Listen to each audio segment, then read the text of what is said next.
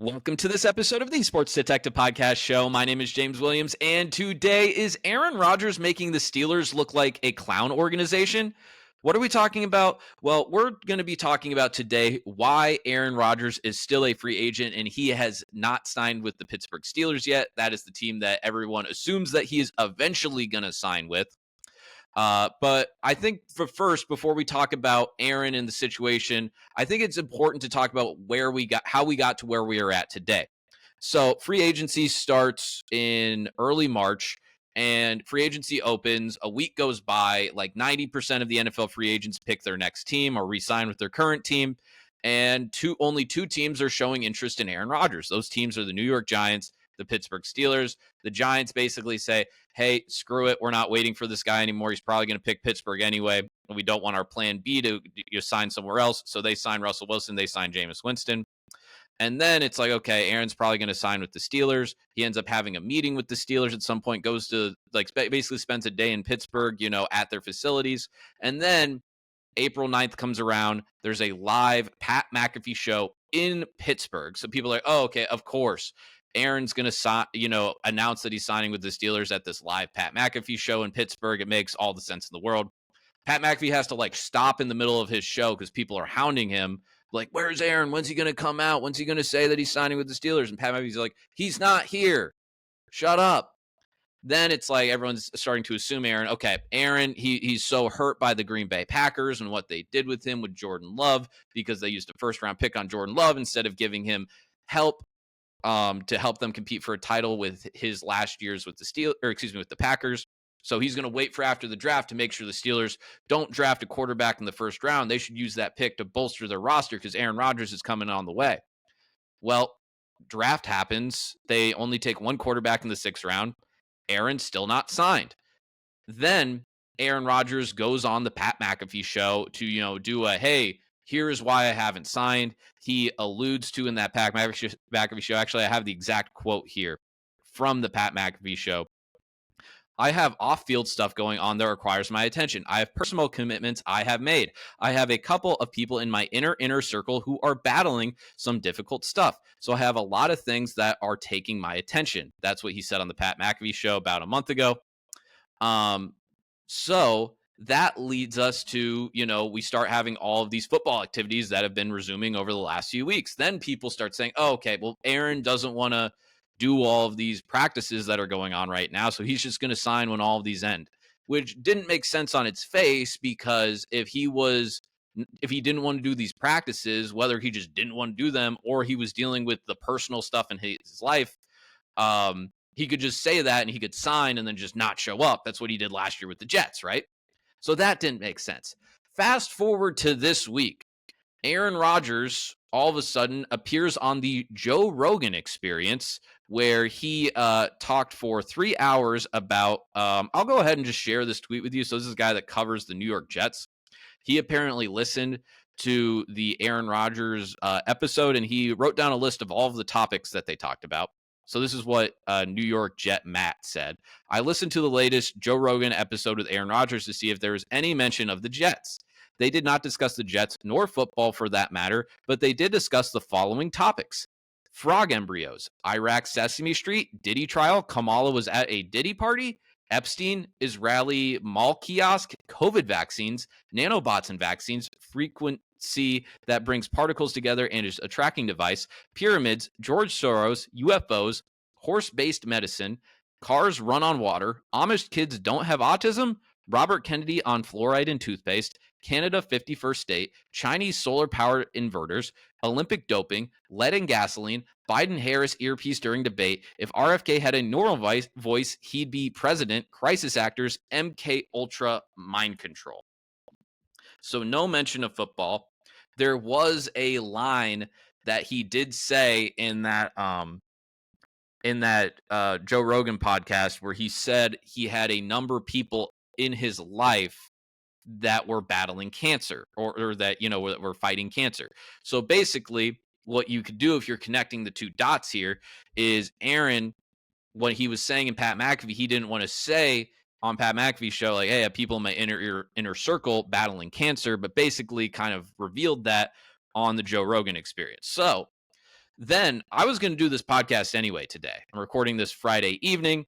And then Aaron Rodgers apparently did some sort of Q&A with fans. I don't even know where this is, but he was asked by a fan about where he would be playing next season. And we'll go ahead and just watch this video and you guys can see Aaron's answer. So to refresh all of you guys, and you might have seen the logo there on that tweet, these are all the home games that the Bears have this season. They play the Vikings, Cowboys, Saints, Giants, Steelers, Browns, Packers, Lions. The only teams on that list that don't have quarterbacks are the Steelers and maybe the Saints. So he's basically saying there, I'm signing with the Steelers.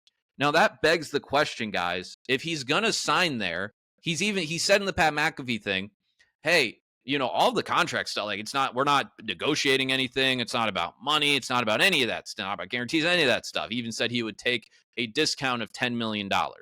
He would take a discount and only get paid $10 million a year. That begs the question, why hasn't he signed? Why hasn't he signed? And I know he said in the Pat McAfee thing, like we just brought up that quote earlier, I have friends that are battling stuff. Okay. I think all of us at home, you're listening to this, and people that heard that are empathetic because a lot of people, in their lives have people that have battled cancer, that have had people close to them that have battled mental illness, that have battled disabilities, and that's stuff that can take a tremendous, mental and emotional toll, especially if it's one of your loved ones. I think we're all empathetic to that. But I'm not doubting that people very close to Aaron might be dealing with something, and that's something that is affecting Aaron. That's not what I'm saying at all. I don't think that's the reason why he hasn't signed. I'm going to call BS on that. But before people get mad at me, I want to give you guys a few hypotheticals. So there was a few different quarterback dominoes that we have seen fall over the course of this past free agency NFL offseason cycle. I'm going to give you guys a few hypotheticals, and if some of these quarterback decisions went differently. So the biggest quarterback domino that we had this NFL offseason was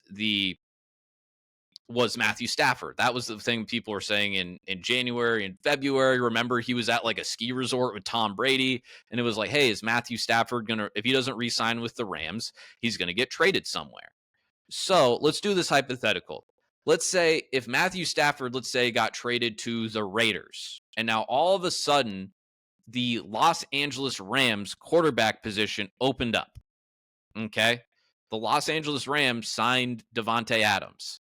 the guy that Aaron Rodgers has thrown more touchdowns to than anybody, in his NFL career, I'm pretty sure. If the Los Angeles Rams called up Aaron Rodgers and said, hey, Aaron, we just need you for 1 or 2 years. We'll sign you for 2 years. Maybe it's 1 year. With 2 years, we want you. We think this roster is ready to compete for a Super Bowl. We just traded Matthew Stafford for a bunch of stuff. We're going to bolster this roster, and we want you to come in and help us win a Super Bowl. Do you guys think Aaron Rodgers would have made the Rams wait 2 months, 3 months for him to sign? Do you think that? I'll let you answer that at home. Let's do another hypothetical. I mentioned earlier that the Minnesota Vikings talked with Aaron Rodgers about potentially being their quarterback this season.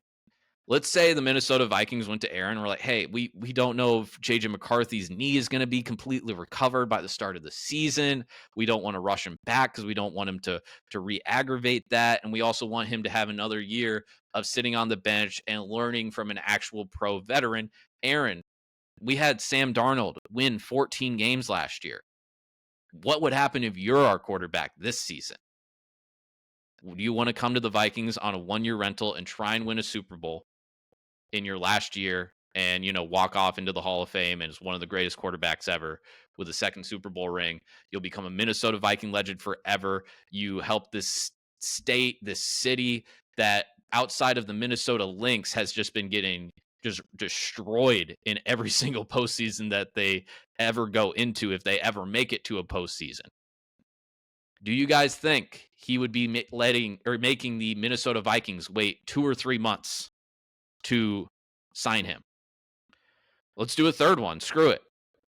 What about the Las Vegas Raiders? If the Las Vegas Raiders said, hey, we're not going to be giving up any draft picks for Geno Smith.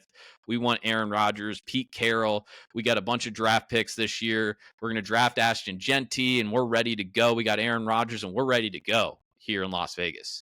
That one, I think, probably less so that he would say yes to. But if you guys think that the answer that he would still not be signed if he had an opportunity to play for the Rams or the Vikings, and they had the opportunity to try and sign him, and he was just like, no, I'm going to wait. I mean, if you think that, then you think that Aaron Rodgers just doesn't want to play football. You just think that he doesn't, and that might be the case. That might be the case, that he is just done playing football. And he just hasn't, officially made the announcement that, like, hey, I want to retire, or he's even still contemplating the fact, do I really want to go and play in Pittsburgh for a year, or it's going to be really cold in December and, January if we make the playoffs. That was the other thing too about like the Rams and the Vikings that'd be so appealing. It's like you're playing like every home game inside, like as an older quarterback, that'd be very beneficial to you.